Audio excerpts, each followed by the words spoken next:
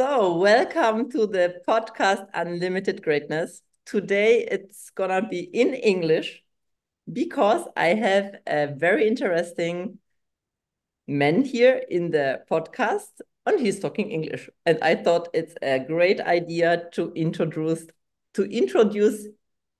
this man to you and to learn from his wisdom because I met him like 3 weeks ago on a cruise, and we had a wonderful dinner. We sat each next to each other, and we had a conversation. It touched me so much. I thought he's so interesting human being, and I thought, oh my God, the world in Germany has to know this man because he said some things. It touched me so much, and I thought, oh my God, it's what I'm teaching. It's what I'm teaching, and he's leaving it from his own, and I loved it. So here is Patrick Ortman. Patrick, welcome to this podcast. I thank you so much that you are here.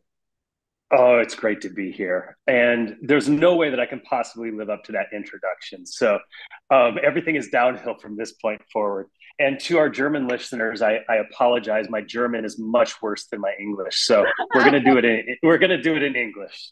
Yes, we do it. And I would still say some words about you because I also didn't know it until like 2 days ago.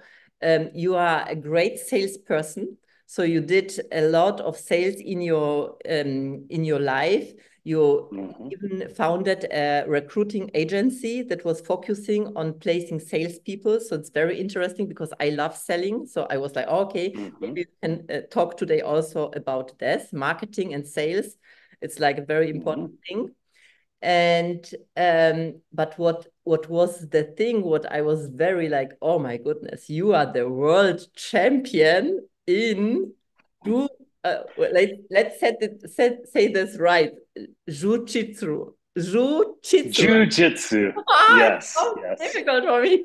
Jiu-Jitsu. Very good. And I would like to start like, how did you come from as a salesperson, you grounded a company, and now you make something completely different.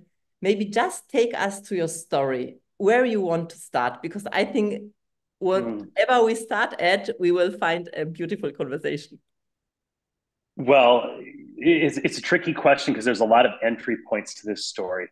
But I think that when I look at the things that I've done most recently that I'm very proud of, and I think that are notable for this podcast, they really have their roots in the very beginning, which is I was born to a very young mother, single mother in the middle of South Dakota, which anybody who's ever been to the United States knows that it's the last state that anybody would ever want to visit. It's very cold, very unpopulated. And I was born in a little town called, get this, Freeman, South Dakota. And I think that my entire life has been living the life of a free man. And when you grow up in a place like that on a farm where there's chores to be done and work that can't be avoided, you learn a work ethic, right? And I think that work ethic is sort of the cornerstone of everything. And through a solid work ethic, I've been able to stitch, I think, a life of meaning together. So that's kind of where it starts. But let me jump forward because nobody wants to hear about my time in kindergarten or anything like Ah, that, but right? this also already so interested because I know your story now also with your world championship, and it explains a lot of your how you work, why you are so Mm. you are like, oh, so motivated, and you do your work. So wow. Yeah, yeah. Well, I think that when I look at whatever our definition of greatness is, people who have accomplished big things in their life, who have gone forward boldly, those people have something. It's a north star in their life that's pulling them forward, and they can't look away from it, right? And I think that if we're seeking success, we need to find what that north star is. And for me, I think that I was just sort of born with it in a life where there was no other choice but to look forward, right? If Mm. it's cold outside and the animals need to be fed, even though you're cold and would love nothing more than to be inside, you can't because the animals need to eat that evening. It's going to be a harsh evening. And so there was no other way but forward. And I've run into this idea many times in my life. I think that when you and I first met on the cruise ship, one of the things that I brought up to you was the concept of the Winter War, which was Russia versus Finland. And during the 40s, Russia decided to invade Finland. And the Finns were way under-equipped and undermanned. They did not have the number of airplanes or tanks to be able to head off the invasion that was coming their way. And by any account, it should have been an absolute landslide for the Russians, right? Well, it wasn't. The Finns absolutely throttled them and drove them back across their border. And the mindset that they went into it with was sisu, and it's a Finnish term. And I don't claim to be a Finn or anything like that, but as I understand it, the term is without a counterpoint. It means it is going to happen because it's going to happen. Mm-hmm. And that's a really interesting idea, right? There's no but that comes after that statement. Sisu, but if that doesn't happen, then we'll learn to speak Russian. There is no but. And so the people picked up their pitchforks, their torches, their rocks, and they started hurling them at the Russian forces and drove them back across the line. And I think that when I look at some of the things that I've accomplished, whether I knew the term or not, I was practicing sisu. There just wasn't another option. The animals had to be fed. Mm. So with that being said, my life has been wandering. I think that a lot of people measure success by the size of their treasure chest at the end of the day. And I don't know that it's necessarily that for me. I think that you can accomplish very big things, still make money. I would never turn down money, which is probably why I'm in sales, but I don't think that it's the only thing. Yes. And I had a business mentor that came to me once upon a time and said, Patrick, if I gave you $1 million, actually, let me play this with you, Beata.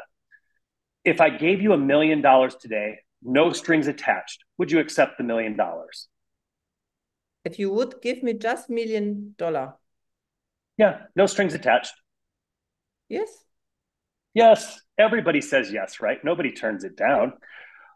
What if I attached a string to it and I said, in exchange for the $1 million, you would have 24 hours remaining in your life, and that would be the time window that you could spend your $1 million. Would you accept the $1 million on those terms? Yes. You would take it if it meant that your life ended in 24 hours? Okay. I thought I have just 24 hours to live. Okay, I didn't understand. No, yes. I would not.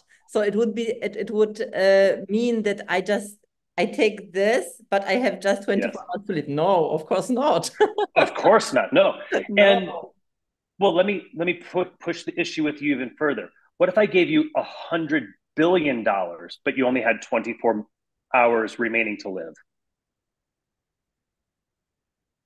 It's a lot of money. That's a lot of money. Yeah, I know. I'm thinking like, how could I change the situation that I have 24 hours with the billions of dollars? Nope. The deadline is the deadline. There's no getting out of that. Deadline. No, I would not take it. Of course you wouldn't. And nobody would. So I think that what we've proven is a day in your life is worth more than $100 billion. Yeah. Oh, right? That's very good. It's kind of a deep concept, right? And so every single day we need to get after it, right? Mm. And we can't let the sun set on $100 billion day without getting $100 billion out of our day. Yeah. It's an interesting idea, right? Oh, it's very deep. And so if all that you're doing is chasing money and you say to yourself, I made $10,000 today, I made $100,000 today, is that where you wanted to spend your 24 hours? Because that day is gone. No, but I don't think in this concept either or, I think I take the money and I have a beautiful life and I have an impact on the world. So a lot of people think like money or, but I don't think this. I was used to think like this because it's like, money doesn't make you happy and stuff like this. I think that's the concept what a lot of people are separating from the money and they don't get money. Mhm. Well, trust me, I'm somebody who loves money as much as the next person, maybe even more. But I think that what the thought exercise really demonstrates is how important each day is and to maximize our days, right? If Yeah. you can go to bed at the end of the day and say, I made the most of my time today, whether it was enriching people, whether it was growing my wealth so that I can do great things, be independent, live the type of life that I was destined to live, whether it's building my body for health and longevity, whatever it is, when I look back at that and I take account of it, can I say that I did everything that I could possibly do? And if I can say yes, then I count that day as a success, right? And so when you start to put together some of these concepts that I've cobbled together throughout my life, we get this Sisu idea where it's just going to happen. And every single day is very important. And so my days just work because they're important and they're just going to work because Sisu, right? So with that being said, um, I've wandered in life in many respects. I'm attracted by shiny objects and I go 100% for them. Whether it's I was always a student. Actually, let me take a quick aside here. I said that I could say a lot of words, and I'm going to say a lot of words. I love Um, it.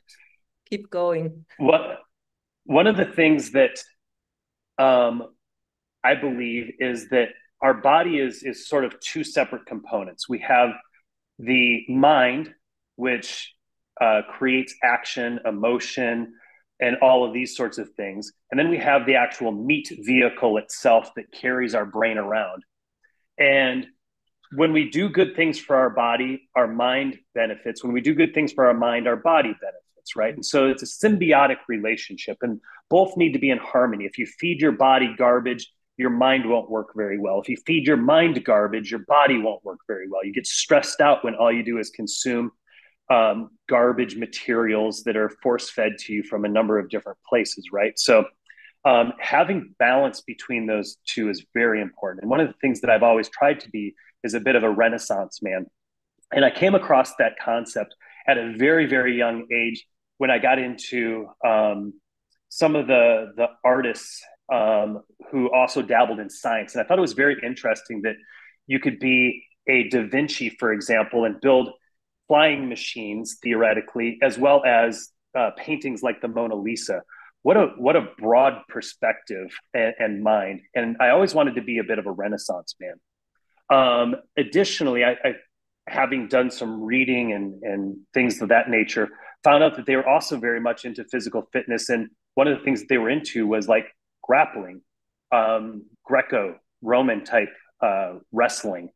And I thought it was interesting that the physicality was also part of their world. And so I think that my entire life has also been about education and physical fitness. So throughout high school and my early years, as well as college and stuff like that, I played sports. I every single season I played a sport, whether it was soccer, which is football where you are, basketball, baseball, track, cross country, etc. I was always doing something. And for whatever reason, during those seasons, I just focused intently on being the best that I could be at that thing. And for whatever reason, I always got invited to traveling teams and various elite offshoots of teams and voted team captain and things of that nature. And it wasn't something that I was necessarily striving to get those achievements, but I just wanted to be very good at those things. And so I would apply my body and my mind to those endeavors.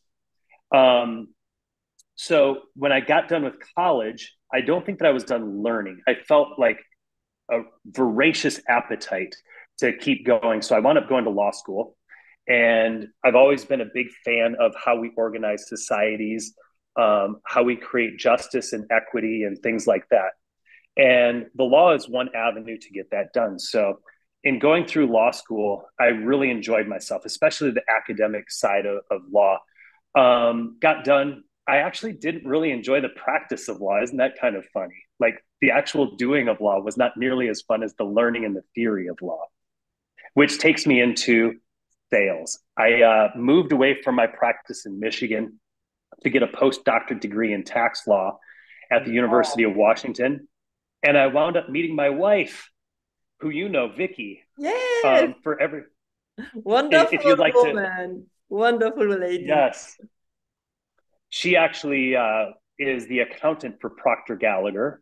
And that's how we all actually met. Vicky Yes. was one of the employees on the cruise, and that gave me the introduction to you. And I wasn't looking for a relationship, but sometimes the universe kind of conspires and knows what's right for you.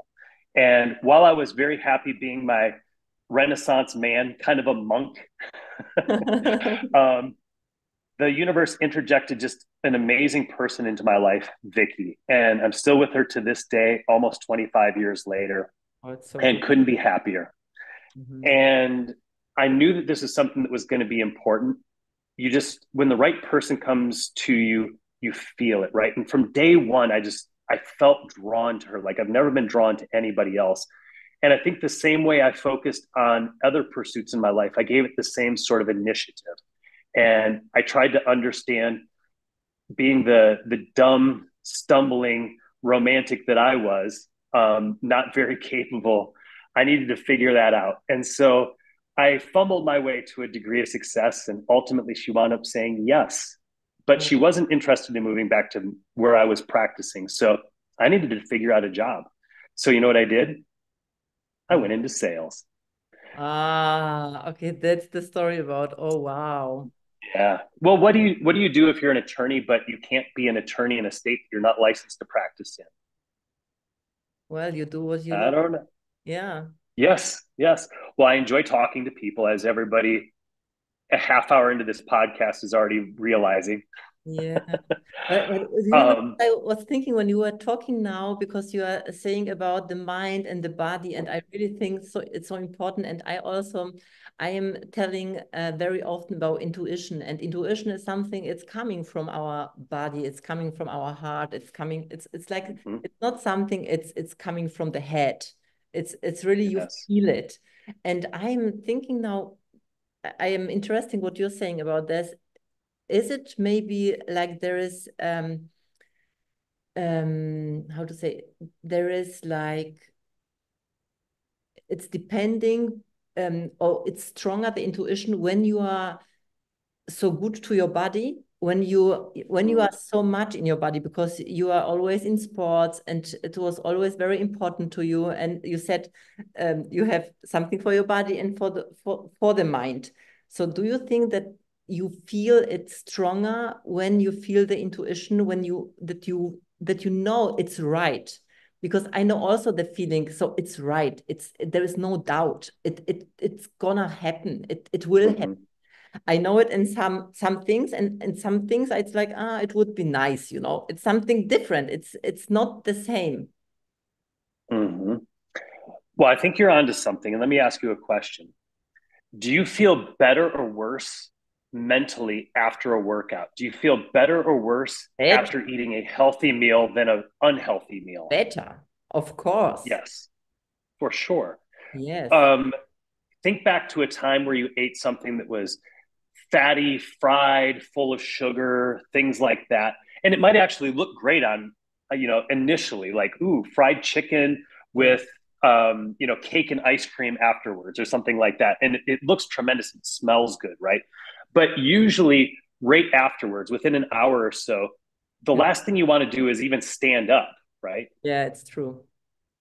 Yeah, it's You usually get a little bit of a haze, you feel lethargic. And when you feed your body garbage, your brain works poorly, right? And so I think that we open ourselves up to external stimuluses, call it messages from the universe, the vibrations that other people are putting off when we don't have a fog over our mind. And that can be a fog due to, think about the stress that boils away when you go hit a punching bag or run on a treadmill. All of a sudden, the person that you're mad at, you're not quite as mad anymore. You're willing to come back to the table of negotiation and hear their side of the story. Where initially, when the confrontation started, you weren't having any of it. We've all felt that way, right? And so I do think that in tune body, in tune mind opens us up to messages that we would otherwise miss. And I wonder how many people listening to this podcast today have missed opportunities in their life because they were operating under some sort of a haze? I don't know. I'm guessing quite a few. I know I have at points in my life. Yeah, I guess too. Yeah. And that's okay to be human, right? We all do things. Um, it's not, I had a sales manager, her name was Shelly Davis, and she would kick me out the door and tell me, go sell something. And I would go door to door selling stuff. And one of the things that she would say when I came back and said, "Oh, I was so close to closing this deal, Shelly. I was this close." And she said, "Well, where did it go wrong?" And I said, "Well, I positioned this certain thing in a certain way, and that person didn't really resonate with it. They weren't picking up what I was putting down, you know." And she goes, "Well, everybody's going to fall down. The question is, are you going to pick something up while you're down?" And I like that. While you're down there, go ahead and pick something up. And so if you're listening to the podcast and you say to yourself, maybe my diet isn't where it needs to be. Maybe I have walked around in a fog before. Maybe there's outlets that I could release stress that's fogging my mind. That's okay.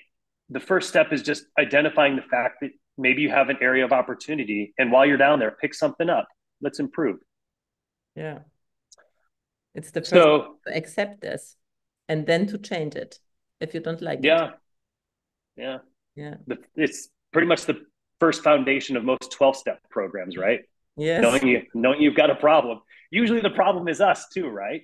It's a lot easier to point fingers someplace else, but I think that we're masters of our own destiny. And I think that to push it off on something else or somebody else is a huge mistake, because no improvement takes place when we blame an external force or external factor. Mm-hmm. We need to control what we can control. If you say, this group over here is causing me a lack of success, well, then I have to change an entire group before I can become successful. That's even harder than changing myself. That's just an excuse not to be excellent. That's all that is, right? Yeah. You are the problem, so you are the solution. yes, I think there's a lot of people who preach that for sure. And I'm a believer in it. So going back to my loving wife, I started in sales because I needed a job. And oddly, you might find this surprising, I dove in full force and read all of the books, listened to all the audio tapes on how to sell. And I've read literally, I don't even want to try to put a number to it, easily 100 different sales manuals, and taken a number of different sales trainings and courses, and you name it, I've done it. And I just love sales. It's the best thing in the entire world. But did you love it from the beginning? Yes, from minute number one. Okay. And what's interesting, a lot of people could get excited about selling really sexy items, high-end merchandise, very sophisticated service or solutions. Very few people get excited about selling like air conditioners for homes. It's not very sexy. Well, that's where I started, and I loved it. And I was filling a need, and I figured out ways to make it more than just a box that heats or cools your house, right? And through probing questions, I would figure out what's important to this house. And sometimes you come across some really amazing stories. I remember one time I was in a home that was very modest. And if I was making a purchase on their behalf, I might have purchased the most inefficient system because it's an entry level and very cheap. But in doing some questioning, I found out that one of their children had very, very bad respiratory issues. And this child, especially during certain times of the year, wasn't able to go outside. And because of that, they were living a different quality of life than some of their friends. And that's kind of a shame. And I said, you know what? I have a solution for you. It's not cheap, but it will constantly circulate the air in your house and draw it through a hospital-grade filtration system backed up by a UV light that will kill 99% of all viruses in the air. And I can't change the world outside of the house, but I can change the world inside of your house. Wow. And, all of a sudden we went from a $700 very basic system to a $14,000 system that probably really stretched this family's budget. But who am I to gauge what's important to them in their life?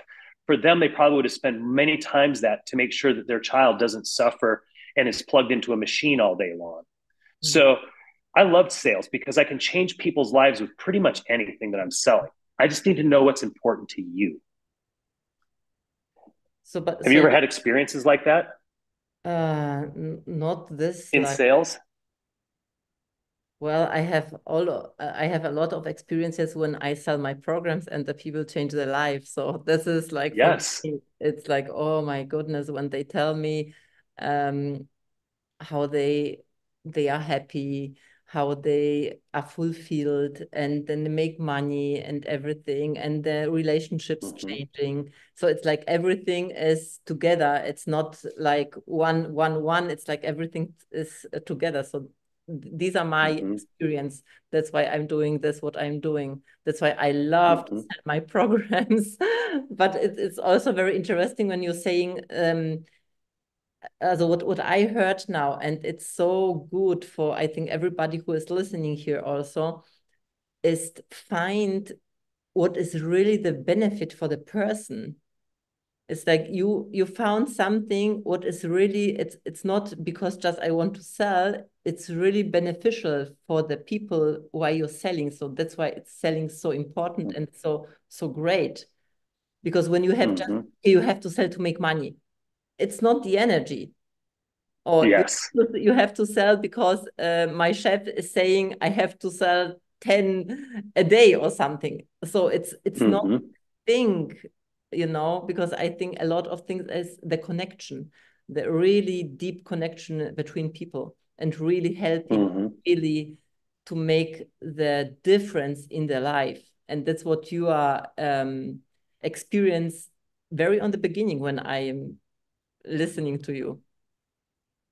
You know, the reason I'm on your podcast today, when we first sat down and talked at that dinner, I was so taken aback by how passionate you are for what you do. And I think that of all the products that can be sold, there's very few that reach the point that you're at right now, because it's truly the master key for life. Yeah. And it's almost like there's not a price high enough for what it is that you're selling. It's such an unobtainium type of an object to have real fulfillment and focus and satisfaction and all those things in life. It far outweighs the fun that you get when you get a new car or a diamond ring. Those are fading. The car will get crashed, the ring will get lost, those sorts of things, right?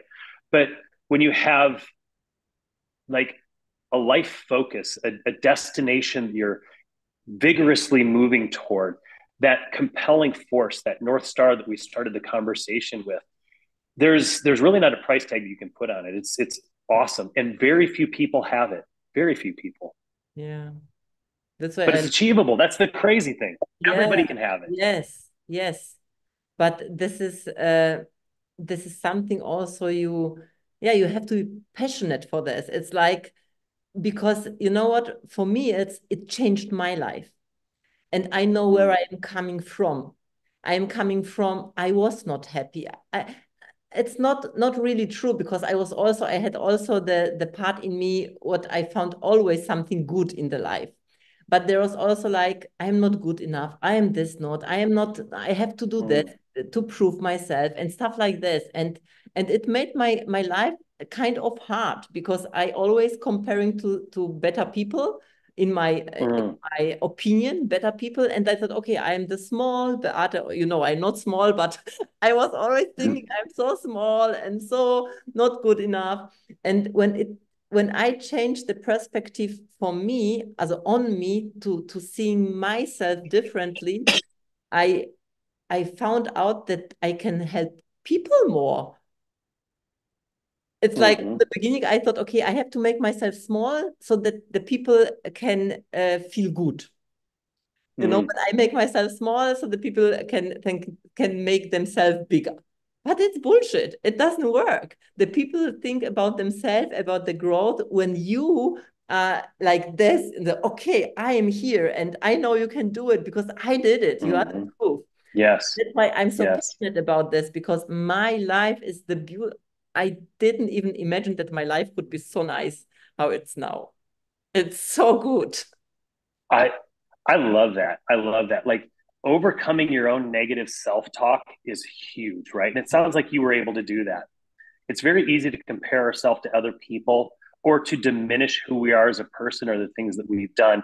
I think that we need to be our own biggest fans. Yeah. And that's not it's not an egotistical thing. No.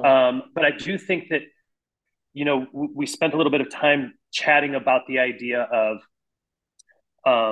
you know, walking around in a fog and our mind not being in the right place and getting rid of negative thoughts through things like physical movement. Um, One of the things that I'm a big believer in is talking to myself positively.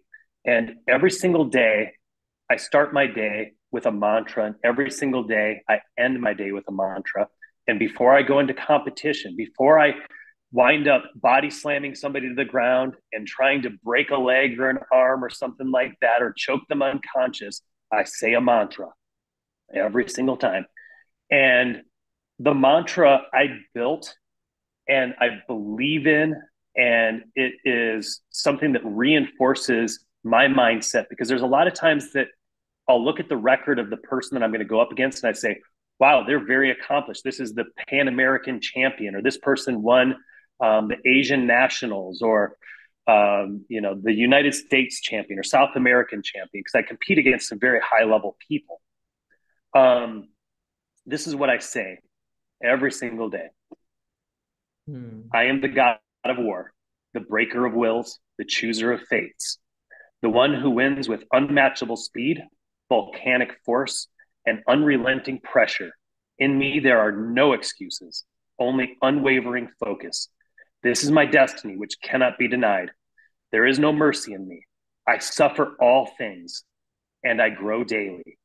All flee in the face of my fury, and I stand alone atop the tallest peak with the world championship crown in my hand. And I say that every single day. And Oh, it's goodness. That's so wow. it's pretty heady. It is so deep. And when you are talking now, I feel the energy. It's not, these are Me not too. just the words. The energy you Mm-hmm. put in the words, you believe it. And you believe it every day more and more because you are telling yourself this. And that's what Mm-hmm. a lot of people are not, they don't do it. They could do it. And they even know Mm-hmm. that it's good to do it, but they are not so motivated to do it every day. I do it too. Mm-hmm. It's if there's one thing that I can leave people with, it is be good to yourself. Say nice things to yourself. You deserve it. Yeah. So sales led me a lot of places, and through a number of consistently being the number one performer on the team and outselling everybody by orders of magnitude, I would get promoted and go on fabulous trips. And they saw fit to move me around the country. And I wound up going into telecom when telecom was a little bit of a newer thing and nobody had smartphones. And then we moved into the era of smartphones and mobile data and redundancy and failover solutions and these sorts of things. And through a series of promotions, wound up selling to a lot of very large Fortune level companies like Microsoft, for example, and Oh, sold them tens upon tens of millions of dollars of equipment and services. And those were great. I loved those big wins and made a lot of money doing it. And then, as they do with most salespeople who are doing a good job, they promote you into management. And then I was a manager, and then a senior manager, and then director, and then senior director. And then I'm managing the western half of the United States. And I've got hundreds of sales reps reporting into me and things like that.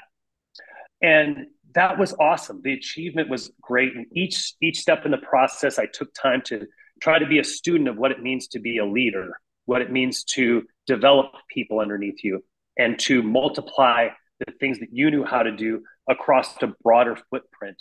And I loved every bit of it. But can I tell you that I never appreciated it as much as I did sitting across the table from people like the family buying the furnace for their son. Microsoft Corporation has probably pulled out all the equipment that I ever sold them and changed it out for something new. And I'm not offended by that, but the impression that I'm going to be left with on my last day as I'm staring at the ceiling, I won't be thinking about the sale to Microsoft. I'm going to be thinking about the sale to that family, right? Oh, yeah. So it's interesting where I derive satisfaction from. I love sales and I love making money, and I continue to do that today. But it's through my art of sales, trying to influence and change people for the better. And I know that it sounds very, I don't know, It it's sounds easy great. to say and hard to do maybe. But it's really where my head is at some point in time with all large corporations, there's restructuring. And I knew that it was coming for me when they laid off the chief officers and then senior vice president. And then I knew I was next. So, along with about 3,000 other people, they laid me off. And I have no hard feelings. They took care of me very, very well. And so, with my newfound time and money, I opened a business called Sales First Recruiting. And it brought together a lot of my love, which is hunting for new clients. So I'm still selling. It is working exclusively with salespeople. And it gives me the opportunity to do more career pathing, which is something that I really enjoyed as a senior leader for a company. And giving people career advice was very important to me. And especially during the pandemic years, when a lot of people were very uncertain about what was next for them. They'd just been laid off. Times are tough. They see the headlines. Uncertainty was abundant, both from a health perspective, economic perspective, world instability perspective, et cetera. And it was really great to personally be solid. And so mentally, I was still on an even ground where I could give good advice to people. And I shared with them my thoughts on how to be a winning job candidate in a tough market. And I'll tell you what, I love that so much. And making placements during that period of time was very satisfying. The money was great. And I think that the money flowed because I was doing something that the universe kind of wanted me to be doing. And it said, if you do this, I'll give you this. Yeah. And just the reward is next level. So if you can marry this idea of chasing your ambitions and the things that give you satisfaction, I think the money will flow too. The money will flow like crazy. Yeah. So I think there's a way to marry those together. Here's where my life gets really kind of weird though. I was doing Jiu Jitsu, and one of my coaches came to me and said, Patrick, I think that you owe it to yourself to try to qualify for the world championships, which are held once a year in Las Vegas. About 10,000 competitors will descend on the convention center in Las Vegas, and it's huge. There are 46 mats that are running all day long for 3 days in one giant bracket where people are single eliminated, winnowing down, winnowing down, winnowing down until there's one person in each weight division and class. And it's such a daunting idea because the numbers of people are boggling. I have to go through a lot of people in order to get to the end. And each match is only 5 minutes long, but it's 5 minutes of all of the energy that you have because that person's giving you all the energy that they have. Mm-hmm. And there's no niceties. It's not a training session anymore. Well, they will, where your partner would normally pull up short of damaging your body. These people have no issue with this. In a submission tournament, they will submit you because you will tap out and say, I can no longer move forward, or they will impair your body to the point where you just physically can't go forward. And neither one is particularly great, but one is definitely worse than the other. Yes. So with that being said, I've been doing a lot of national competitions, especially in the state of Arizona and surrounding areas. And I was doing very, very well. And How He long said, you if are you doing this? really How long you are doing this? 5-ish years, so not very long. Not so, It actually, funny thing. Can I tell you the influence of a podcaster like yourself? yeah, of course. So I'm a I'm a big fan of podcasts, and I actually enjoyed listening to the podcasts that you sent me over. The few that are in English, I hope you have more, because I think there's a market and an appetite over here for your content. One of the podcasts that is very popular, and you may have heard of, is the Joe Rogan Experience. And so Joe is a practitioner of Jiu Jitsu of many, many years. And in listening to his podcasts, I said, you know what?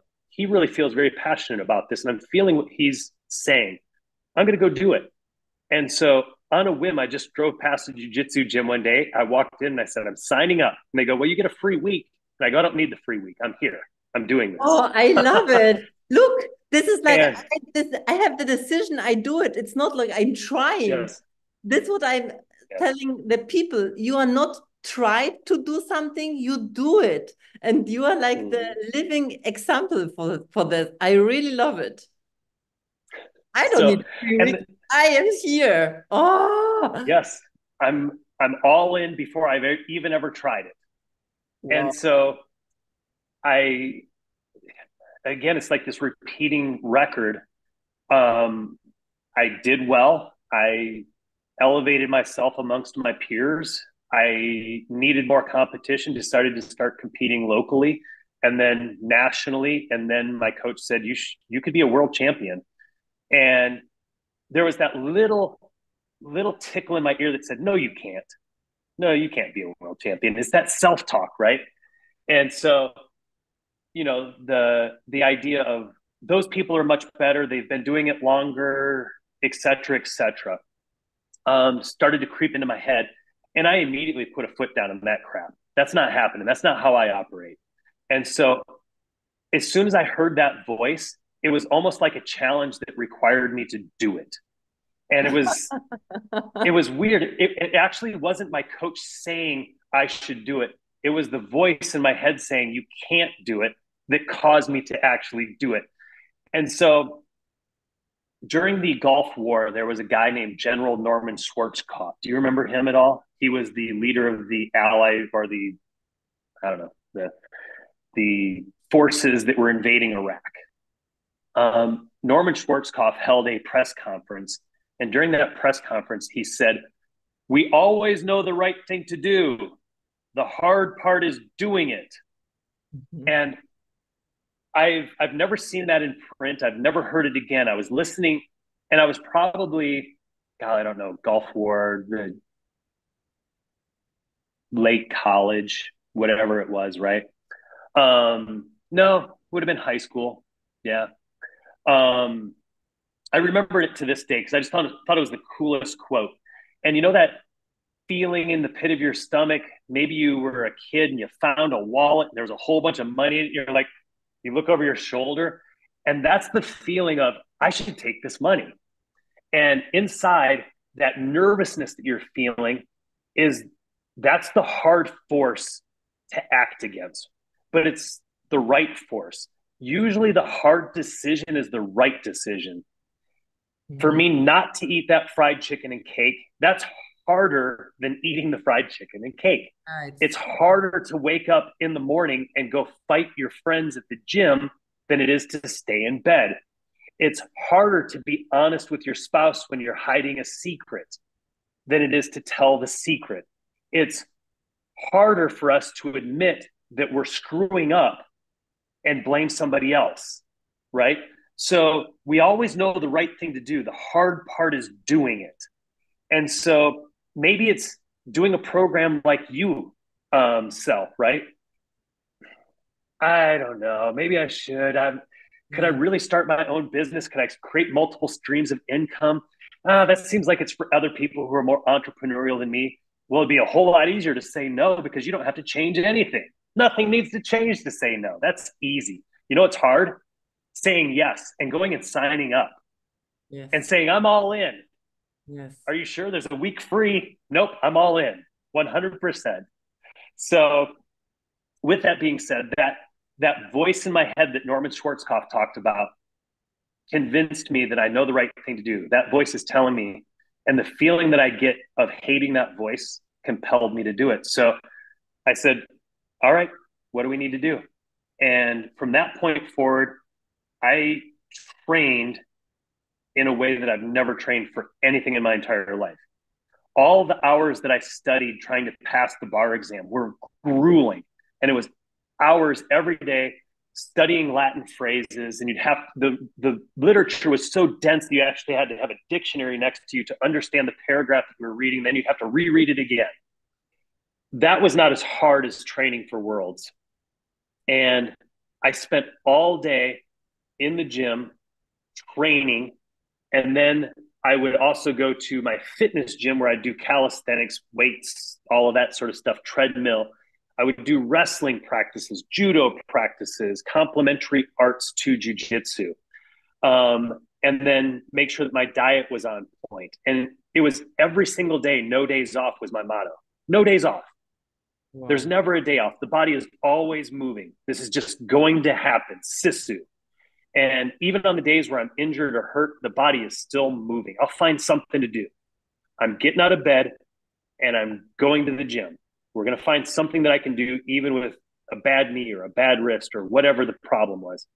There was a point, Beata, where the bottoms of my feet were completely raw and bleeding, and I had bandaged them because I was spending so much time driving into double leg takedowns and pushing my partner with my feet and trying to grip the mat. And I had lost all of my calluses and my feet hurt. And it would be way easier to just stay at home and let those heal for a week or two and not go back. It'd be way easier. But Sisu, it's not an option because we're going to win worlds. We're going to be a world champion someday.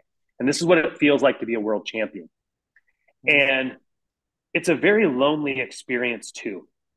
Your teammates are there, but they're not doing what you're doing. They're intersecting with your day-long training. They're there for an hour and then another one shows up and then another one shows up.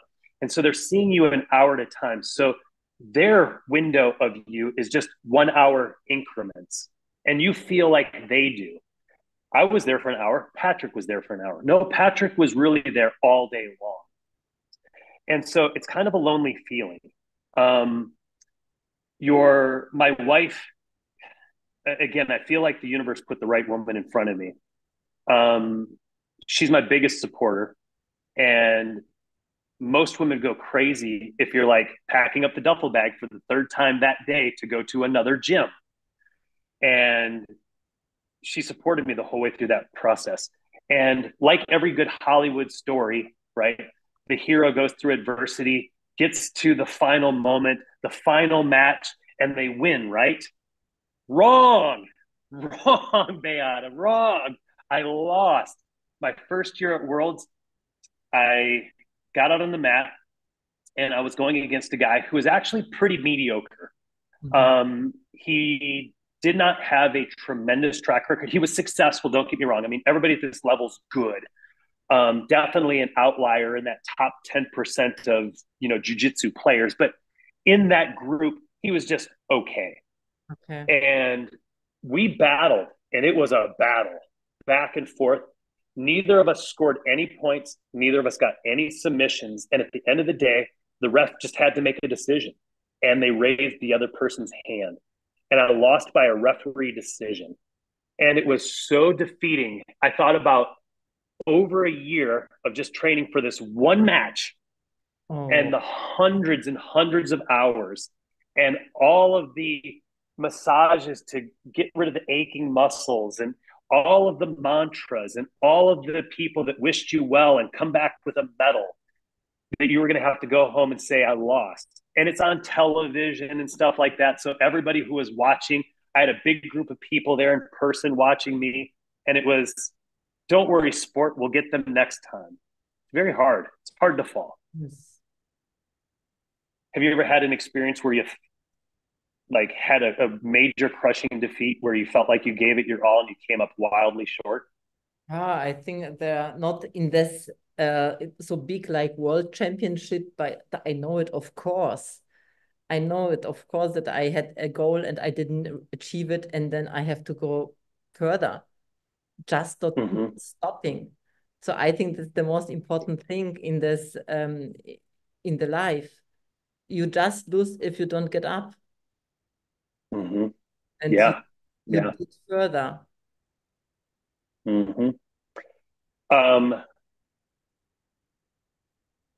you know the Dylan Thomas poem where he says, "Do not go gentle into that good night"?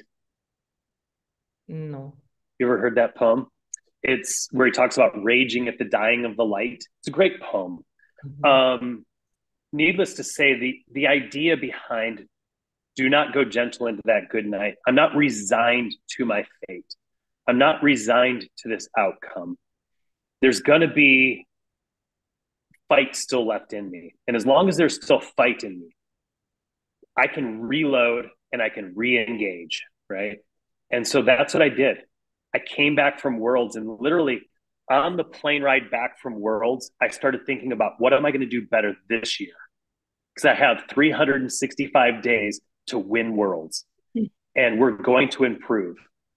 And so that was my mindset. I'm going to win. And through a weird serendipity, again, the universe conspiring, things happened. I decided that this was going to be the thing that was going to be most important in my life.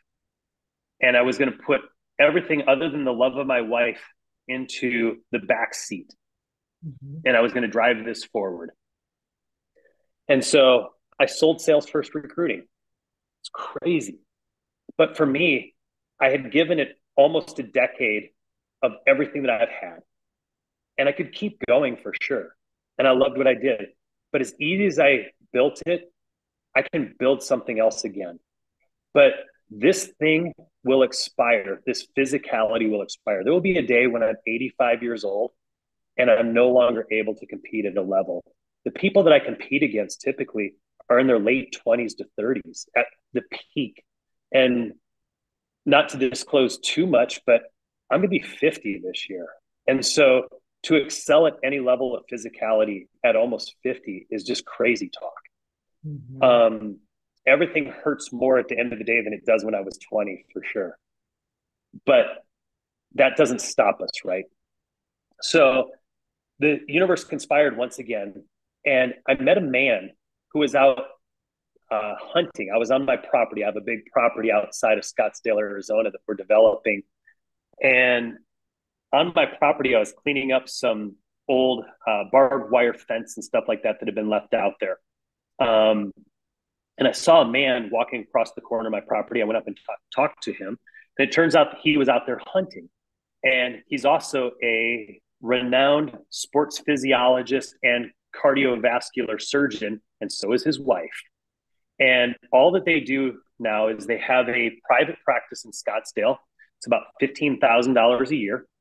And they see 100 patients. And their promise to each of those patients is that they will optimize your heart. And you will never die of a heart attack. You will never die of a stroke. You'll die for sure, but it won't be because of those things. And so I enrolled in their program, and they saw what I was trying to accomplish, and they improved me in a number of ways. Their center is very robust and very equipped for people like myself. And they plugged me into every machine possible, put me on the treadmills and exercise bikes. And they took vials and vials of blood. Every single quarter, I was going in for regular checkups, and they would see me for hours and hours at a time. And we optimized the body, we optimized the diet, we optimized the exercise. And oh my gosh, I was better. I am like, you are so, oh my God, you are crazy. So I know, trust me, I know. And this is on top of all my normal training. This is the file of paper that we developed from just 1 year of testing and all of the different testing that we did to optimize my body. And 365 days and many local and national tournaments later, and I'm winning all of them. I'm at peak form, and I'm wrecking people, just wrecking people in these tournaments.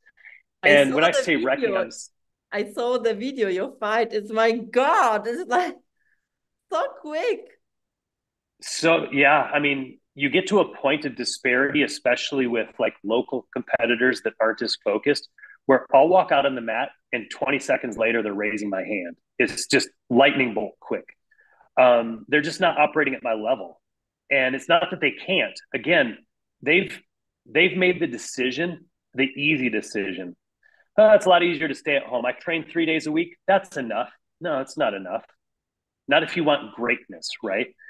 And so 365 days later, I'm back on the edge of the mat and I'm going through my mantra about ready for my first match. I am the God of war, the breaker of wills, the chooser of fates. And I think that the person standing next to me who's about to go out and watching me just with my eyes closed, rocking back and forth is probably like, this guy's a little crazy. And they might be right. They might be right.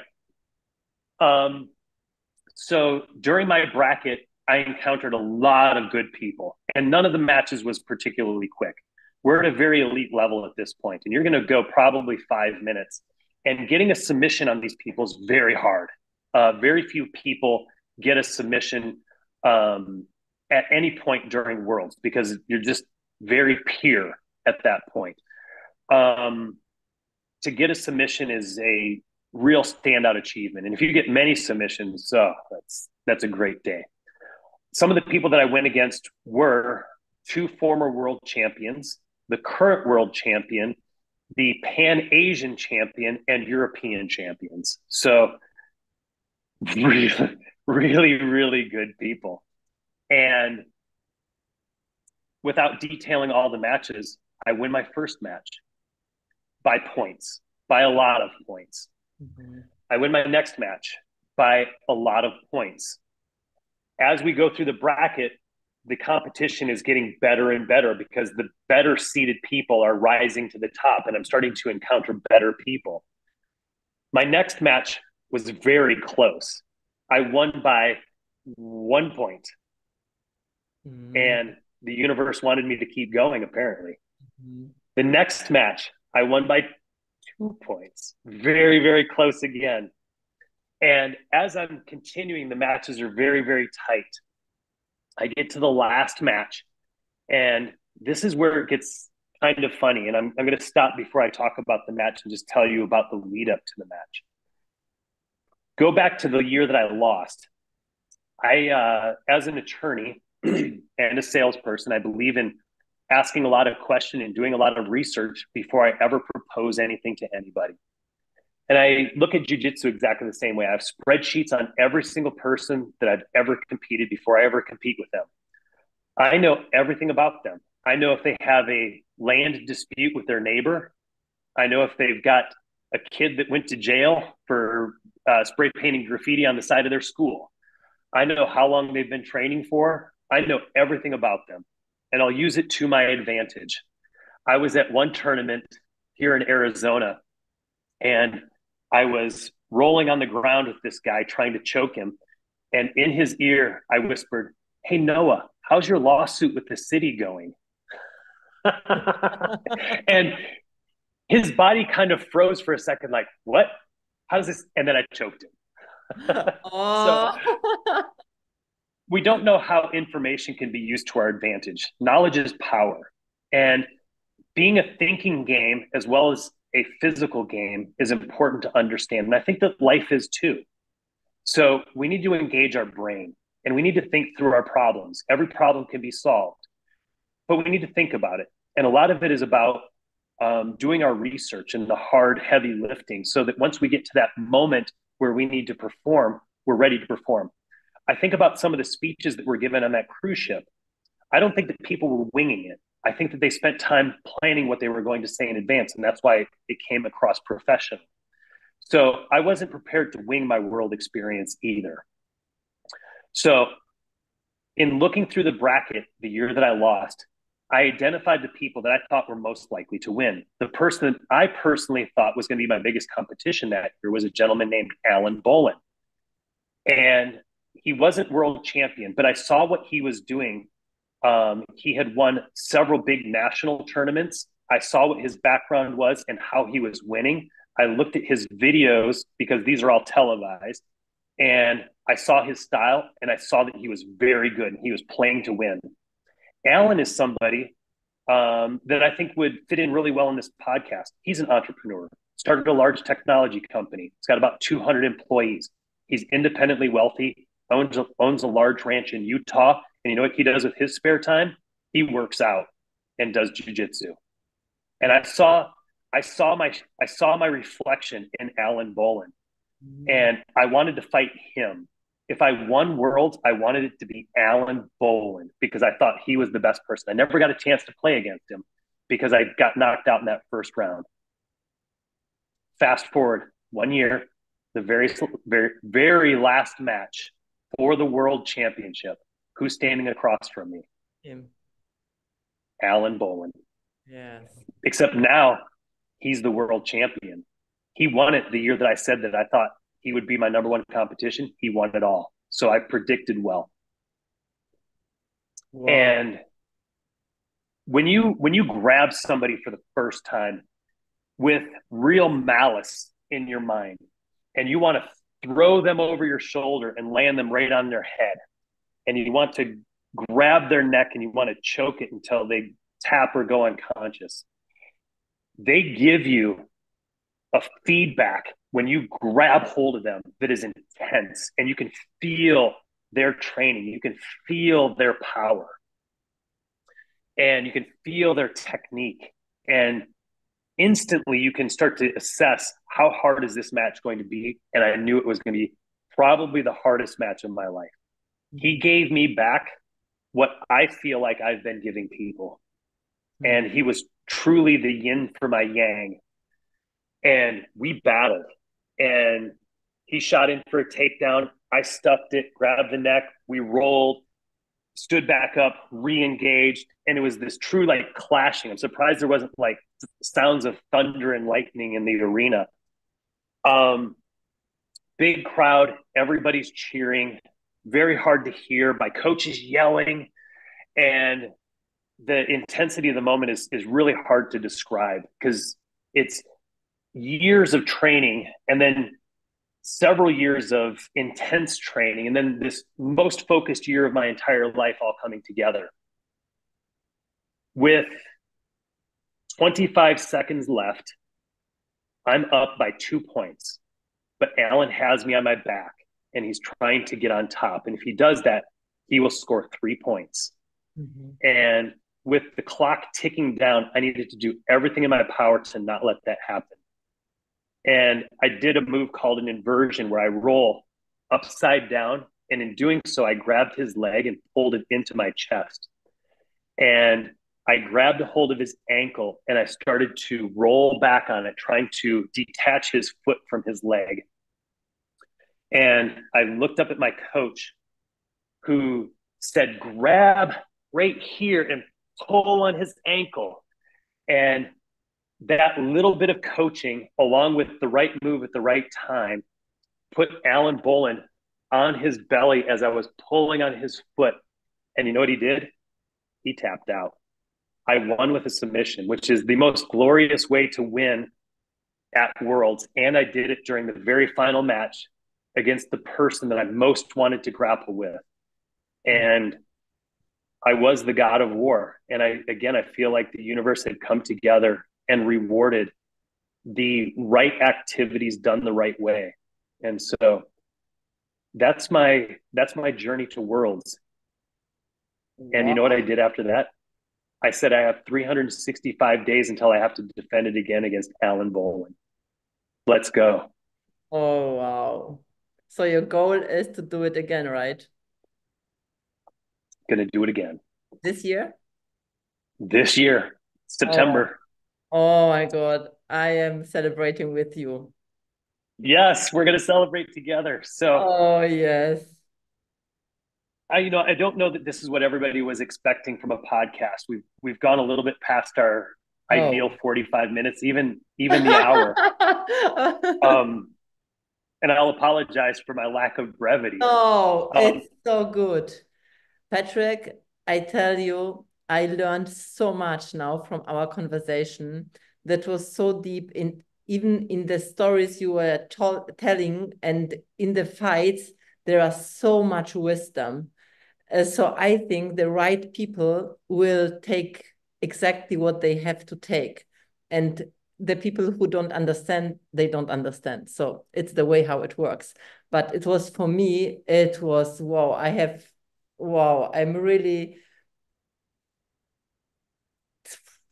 I have even no words for this, because you know what I'm thinking? When I would know this story, when I would have this conversation with you, I would not ask you the question I asked you on the cruise, because I remember what I asked you. I asked you,